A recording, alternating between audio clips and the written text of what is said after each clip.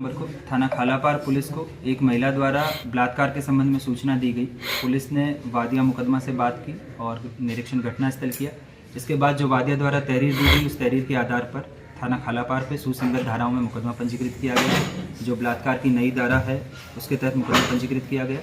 इसके उपरांत पुलिस ने जब वादिया से बात की, जो उसके द्वारा नैरेटिव बताया गया, जो वर्जन बताया गया, उस नैरेटिव को वेरीफाई करने के लिए जब एविडेंस कलेक्ट करना शुरू किए तो पुलिस को इसमें डाउट हुआ कि ये घटनाक्रम जो बताया जा रहा है वैसा ना होके और इसमें कुछ और सच्चाई है।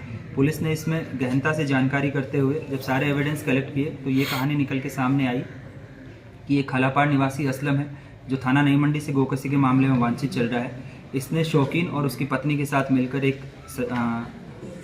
साजिश रची कि एक सरफराज नाम का व्यक्ति है जिसको असलम को लगा कि उसके द्वारा उसकी मुखबिरी की गई है और इस मुकदमे में उसका नाम उसकी वजह से आया है। उसको फर्जी मुकदमे में, बलात्कार के मुकदमे में फंसाकर जेल भेजने की नीयत से ये पूरा घटनाक्रम प्लान किया गया।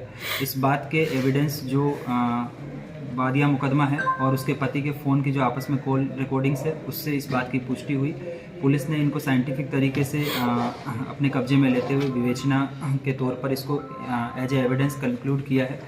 इसके बाद इस मुकदमे में किसी भी व्यक्ति को बलात्कार के फर्जी मुकदमे में फंसाकर जेल भेजने की नीयत से लिखाए गए मुकदमे की धाराओं को तरमीम करते हुए इन तीनों अभियुक्तों को गिरफ्तार किया गया है। जब इनसे पूछताछ की गई तो उन्होंने इस बात को कबूला है कि ये जो शौकीन और इसकी पत्नी है, ये इसी तरीके के पहले भी कई लोगों को इस तरह के मामले में फंसा चुके हैं, जब फर्जी बलात्कार की घटना बताकर और जेल भिजवाने का काम इन लोगों द्वारा किया गया है। ये अभियुक्त गण जो हैं, इन पे भी अलग अलग तरीके के मुकदमे हैं। इसमें शौकीन जो है उस पर चोरी और नकबजनी के कई मुकदमे हैं, जिसके संबंध में ये पहले भी जेल गया है।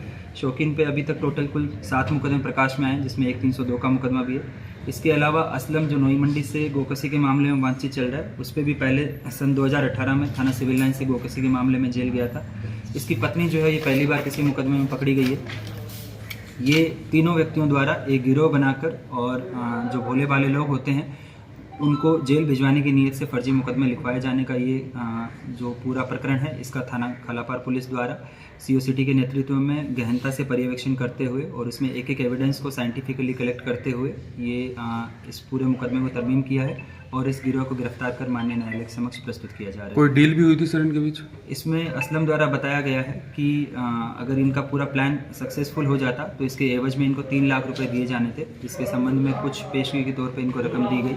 इसके अलावा जो महिला है, इसके पास में 3 अलग अलग नाम से आधार कार्ड बरामद हुए हैं। ये इसके द्वारा बताया गया कि जब इसको किसी व्यक्ति को फंसाना होता है तो ये अपनी सही पहचान ना बताकर अपना आधार कार्ड दिखाती है, जो इसने फर्जी तरीके से बनवा रखे, उसके संबंध में भी सुसंगत धाराएं तरमीम की गई है।